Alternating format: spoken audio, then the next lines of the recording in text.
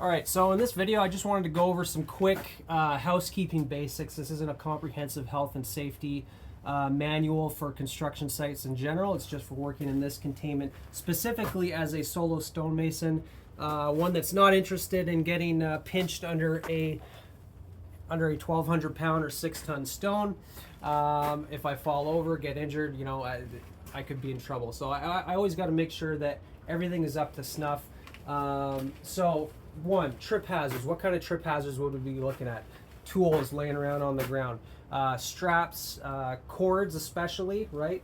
So you'll notice here that all my cords are hanging.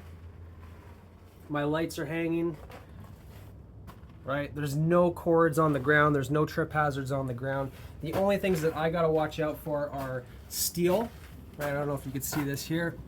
I've got these four angle iron brackets that I cut into stakes and pounded into the gravel base here. Now they're frozen in place, not moving, but the steel end is exposed on these suckers. So you may have noticed I wrapped an old glove around the top and I zip tied it on there. So even if I'm just walking by, I'm not going to rip my pants open or scratch myself or get injured that way. Also, if I fall, right, you never know what could happen. You're moving stone around, you're using strength. Yeah, if you fall or for whatever reason, you don't want to fall on something sharp. So you always got to make sure that you're aware of them and you've got some kind of protection around it, or you're just extra cautious, right? So I'm pretty good there. What else we got here? Do I have on my notes? Heaters, right, and electrical. So obviously you don't want your electrical outlets or cords like right up against any kind of material. Like tarps. You don't want to melt your tarps, you don't want to cause a fire. Not too close to wood. That heater is sitting far enough away from the tarp in the back. There's a good 12 inches. And I can pull that down and put it on the ground. It's just up there when I want to avoid the cord on the ground and another trip hazard, for example, right?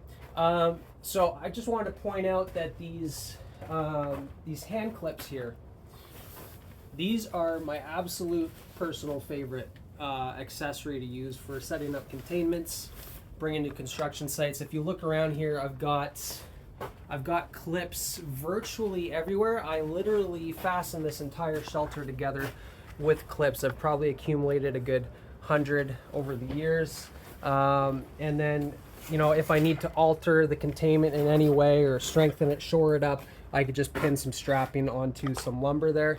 But generally speaking, those clips are like invaluable because you're not damaging your tarps, you're not damaging your equipment. You could just loosen it up, move it, you can adjust it, right? Like I can just pull these cords through the clamp, right? So they're absolutely awesome. I've got my compressor hose over on that wall hanging. I've got my lights hanging. Just big zip ties too, you can get from the hardware store.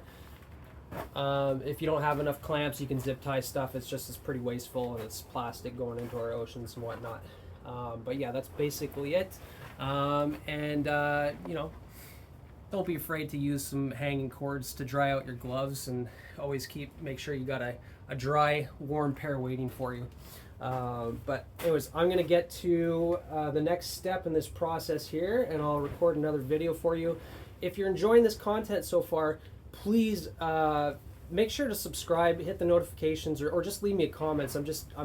I'm a small channel right now, so I have the time to respond to literally everybody in the comments. So thanks for watching. I'll see you in the next one. Take care.